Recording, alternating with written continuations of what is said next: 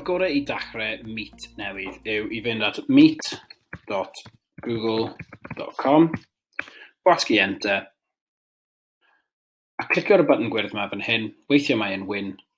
Chi'n clicio join or start a meeting. A nawr chi'n gallu rhoi enw synhwyrol iddo fe. Os ych chi'n dysgu blwyddyn 7 techgwyb, falle 7 techgwyb bydde syniad gorau. Os chi'n dysgu 7 set 3 Saesneg, yr un peth. Rwy adre ar hyn o bryd yn dysgu fy mhlant, felly ni'n galw e'n coleg Corona, so dwi'n mynd I galw e'n coleg Corona. Dwi'n mynd I clicio ar continue. Mae hwn nawr yn dod lan gyda'r sgrin paratoi. Siwmai, mae'n gadw chi checio fod microphone yn gweithio, bod y camera yn gweithio. Chi'n gallu dewis yr opsiwn ychwanegol yma o newid y cefndir I fod yn blurry, jyst byddwch yn ymwybodol mae hwn yn cael effaith ar cyflymder y we ac yn y blaen. Mae'n cymryd lot fwy o pŵer prosesu. Os chi'n barod I fynd mewn, chi'n clicio ar join now. Mae'n bwysig iawn unwaith chi yn y cyfarfod bod chi'n dechrau recordio. A'r ffordd I wneud hynny yw I clicio ar y 3 smotyn yn y cornel a mynd lan a dewis record meeting. Mae angen I chi gofyn am ganiatâd y disgyblion, ond wrth gwrs, I ni yn barod wedi wneud hyn gyda'r cytundeb disgybl. So mae'n iawn I chi dewis accept, a mae'n cymryd tua 5 I 10 eiliad i'r sgrin dechrau recordio. Mae'n bwysig bod chi'n wneud hwn cyn bod chi'n rannu y link gyda'r disgyblion. Unwaith I chi wedi clywed y sŵn yna, I chi'n gwybod fod y fideo wedi dechrau recordio a mae yn nawr yn saff I chi gadael pobl mewn i'r dosbarth.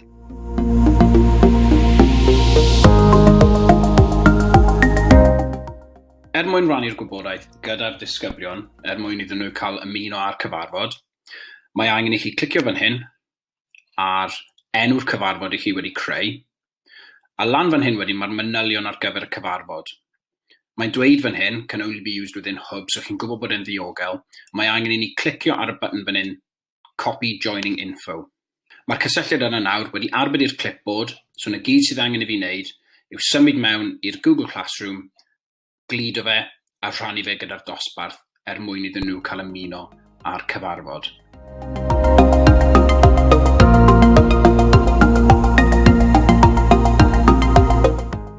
Os ni'n edrych ar y gwaelod, mae'r symbol yma fan hyn yn cynrychioli host controls. Os ni'n clicio fan hyn, mae'n galluogi ni I newid cwpl o bethau yn eitha cyflym fan hyn. So enghraifft, os dyw pobl ddim yn ymuno gyda cyfrif hwb, os ni'n clicio hwnnw off, bydd rhaid iddyn nhw gofyn am caniatâd mwyn dod mewn, a bydd rhaid I chi galluogi nhw I ddod mewn. Mae'n ffordd cyflym o sicrhau bod pawb sy'n ymuno gyda'r dosbarth a chyfrif hwb. Lawr fan hyn, mae'n stopio disgyblion rhag rhannu sgrin nhw gyda'i ffrindiau, a lawr fan hyn hefyd, mae'n galluogi chi stopio pobl rhag sgyrsio yn y tab chat. Os chi moyn mwy o fanylion, chi'n gallu clicio ar View All Host Options.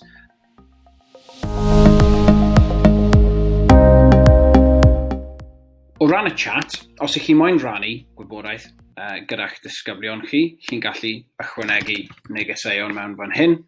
Chi'n gallu rannu links I ffeiliau, enghraifft pethau fel Jamboard, neu os ych chi yn gweithio ar Google Slides, chi'n gallu rhoi mewn fan hyn. Ac unwaith eto, os ych chi moyn y disgyblion bod yn gallu ymateb fan hyn i'r chat, ych chi'n gallu newid y gosodiadau fyna I galluogi pawb I anfon negeseuon. Un o'r pethau sydd yn wahanol pan mae nifer fawr o disgyblion gyda chi yn y dosbarth yw mae'n anodd iawn gweld pawb ar y sgrin ar yr un pryd. Un ffordd I newid hyn yw I defnyddio'r 3 smotyn draw fan hyn, clicio ar More Options a dewis yr opsiwn Change Layout. I chi'n gallu llusgo y slider fan hyn reit draw i'r ochr arall sydd yn galluogi 49 person I ymddangos ar y sgrin ar yr un pryd. Chi'n gallu newid y ffordd so mae'n dangos pawb lawr un ochr, a bod y person sy'n siarad yn fwy na pawb arall. Chi'n gallu rhoi beth mae'n galw spotlight ar un person. Mae'r fersiwn tiled fan hyn yw'r fersiwn default fel arfer o ran y ffordd mae'n dewis. So mae tiled yn galluogi chi I weld pawb. Byddwch yn ymwybodol, os ych chi yn clicio captions, mae'r ffwythiant yma yn ysgrifennu beth ych chi'n dweud ar y sgrin. Y problem yw, dyw Google ddim yn deall Cymraeg, ac o ganlyniad mae Google yn ceisio ysgrifennu beth ych chi'n dweud ond fel arfer, dydy e ddim yn gweithio yn effeithiol iawn. If I was to speak English, it would understand what I was saying a lot better. Byddwch yn ymwybodol felly bod ffwythiant captions weithiau'n gallu dod ymlaen, a mae'n edrych fel sy'n rhywun yn taipio'n neges, ond Google yw e'n ceisio dweud beth chi yn dweud wrth i chi siarad gyda'r dosbarth. Os mae disgyblion yn achosi bach o problem i chi, hynny yw maen nhw'n siarad, maen nhw heb miwto y microffon ac yn y blaen, mae options gyda chi ble chi'n gallu gorfodi y microffon i mynd ar mute. A ffordd ni'n gwneud hwn, ni'n clicio ar y disgyblion fan hyn, Show Everyone, a mae'n rhoi restr i chi o pawb sydd yn y dosbarth. Beth i ni'n gallu gwneud wedyn, yw ni'n gallu clicio ar y symbol yma ar yr ochr, ac ni'n gallu dewis y botwm Mute. Mae hwn yn dweud wrthyn ni wedyn, mae'n dweud wrth y disgybl eich bod chi wedi mute nhw, mae'n dweud fan hyn mute y disgyblion ar gyfer pawb yn y galwad, a dim ond y person yna sydd yn gallu dadmutio'n eu hunain. So dyna ni wedi gosod. Yn anffodus, does dim ffordd o wneud hwn i bawb ar yr un pryd. Ar hyn o bryd, falle mae rhywbeth maen nhw'n mynd i weithio ar yn y pen draw. Yn yr un modd, os mae disgybl wedi ymuno'r dosbarth a dylen nhw ddim fod yn y dosbarth, neu os mae disgybl yn ymddwyn mewn ffordd ble i chi angen gwahardd nhw o'r dosbarth, mae'r botwm fan hyn yn galluogi chi i cael gwared o disgybl.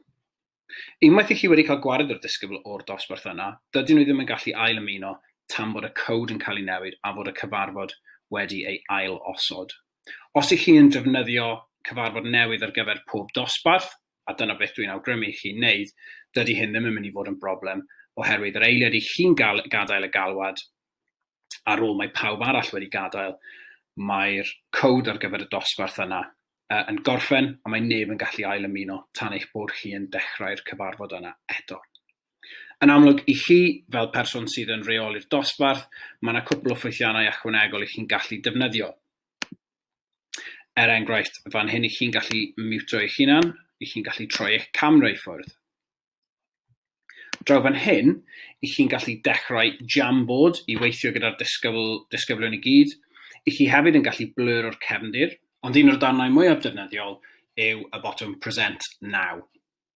Trwy clicio ar y botwm yma, i ni naill ai'n gallu dewis y tab i ni yn gwylio yn Chrome, ffenest cyfan, neu'r sgrin cyfan, yn dibynnu ar beth i ni moyn rannu gyda pawb arall yn y dosbarth. Os ych chi'n defnyddio Google Slides, mae'n syniad i chi defnyddio window, chos bydd nhw'n dangos popeth sydd gyda chi, neu os ych chi'n defnyddio PowerPoint neu rhywbeth tebyg, mae angen i chi dewis your entire screen. Trwy clicio ar hwn, mae'n gofyn i chi pa sgrin i chi moyn dewis, i chi'n clicio ar Share, ac mae e nawr yn dangos y sgrin i bawb arall. Beth bynnag sydd gyda chi ar eich sgrin, os ych chi moyn mynd at tab newydd, hwn nawr yn ymddangos yn lle fideo ohonoch chi i'r disgyblion ar y sgrin. Mae'r disgyblion dal yn gallu gweld fideo ohonoch chi, ond yn anffodus, dydy chi ddim yn gallu gweld nhw oherwydd i chi'n dal yn gweithio ar eich sgrin ac yn dangos beth i chi'n neud iddyn nhw. Er mwyn stopio rhannu, mae angen i chi clicio ar Stop Sharing, neu gallwch chi fynd nôl i'r sgrin yma a clicio ar Stop Presenting, ac wedyn i chi mynd nôl i'r fersiwn greiddiol. Cyn i chi rannu eich sgrin, mae'n syniad da i sicrhau fod pawb wedi mutio, bod cameras pawb i ffwrdd, ac bod y chat wedi diffodd.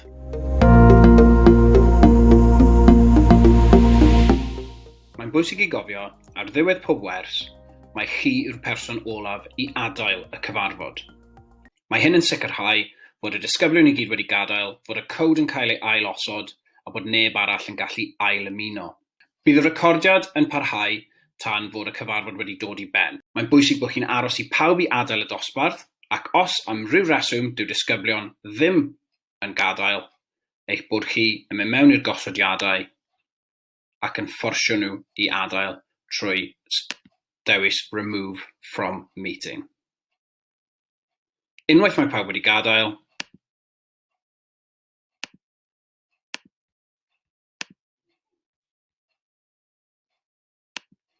gallwch chi wedyn gorffen y galwad a bod yn hyderus boed neb arall yn gallu ailymuno. Ar ôl cyfnod byr, fel arfer tua 20 eiliad, bydd y cysylltiad neu'r linc ar gyfer y cyfarfod yn gorffen a bydd neb yn gallu ailymuno gyda'r cod. Mae hyn yn meddwl gallwch chi defnyddio yr un cod ar gyfer eich gwers nesaf.